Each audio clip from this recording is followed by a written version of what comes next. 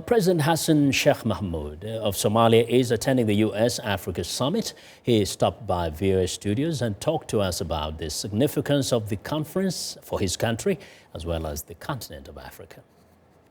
It's investing the future, that is improving the quality of life in the African continent, number one. And the second is improving the cooperative relationship between the United States and Africa. So it's a continental theme and continental dialogue with the United States.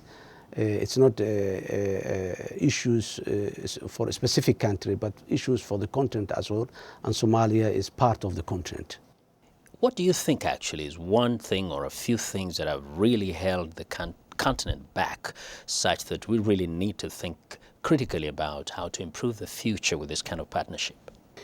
There are a couple of issues that I can say that it is because it's major reasons that the continent has been delayed in the development aspect. One is lack of democratic institutions in place, and that's maybe one fundamental issue. And the other one is, as the theme indicates now, investing the future, investing the youth, preparing the generations to come to lead the continent in the right direction.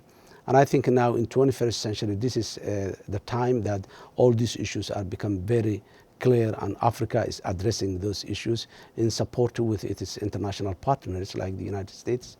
I'm very much hopeful that this century is the century for Africa, and that has been proven as Africa now is engaging the rest of the world.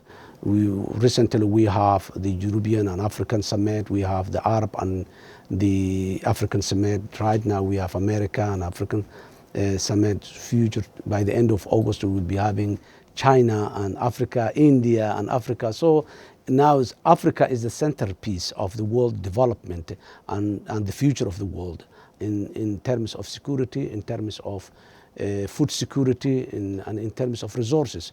So this is a very important time for the continent of Africa, and the leadership of today is very much focused on those directions. Mr. President, talking about the leadership being focused on those issues, most African citizens are very skeptical about the commitment of African leaders in implementing some of the great ideas that have been put out there.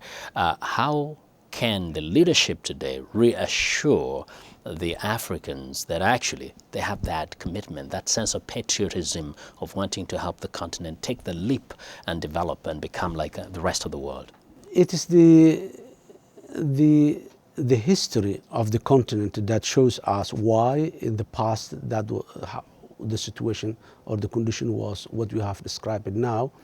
Africa has got its political independence a long time ago, but it's lacking economic and development independence. Right now, Africa is experiencing this new phenomena of economic independence, and there is no one country that's isolated or have its own agenda alone, but Africa now is in a position to have a collective bargaining with the developed world, a collective bargaining on many issues that Africa was addressing individually before.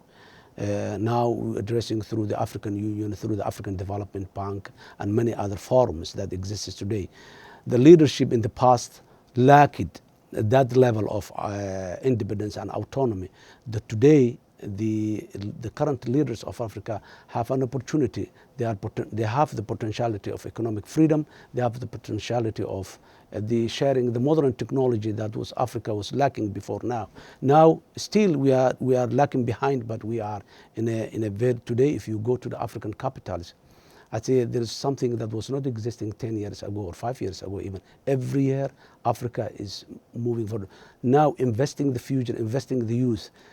If you go to the history of the African countries' budget in the past 70s, 80s, you see how much was allocated for the human capital development. And today, not all of Africa, but in many African countries, you can see this trend is changed now, and a very major portion of the budget is allocated for the human capital development. This is an indicator that Africa is not depending on the raw material only. But now Africa is building a knowledge-based society for the future. Yes, and you know, Africans have a lot of confidence in their future, in their youth, in their commitment to developing the continent, but actually they have no confidence in their leaders. They don't trust most of their leaders. They actually believe most of their leaders are like mercenaries, focused on helping themselves and their friends and their families.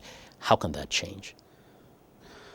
Well, one is this is a perception that was developed a long time, and it will come to end. It will take some time until we change that mindset of our people, of course, in the continent. But today, the world arena does not breed those type of practices anymore. No one can escape today. The world is a world of transparency. There are instruments and institutions that works on those issues. Even in the African continent today, it's not easy to grab the wealth of one country and put it into another country, or the family takes. There is a very clear discussion going on in Africa today to separate between the state business and the family business. It's very clear. And Africa is building institutions that safeguards its own interests. Today, the world is a different place.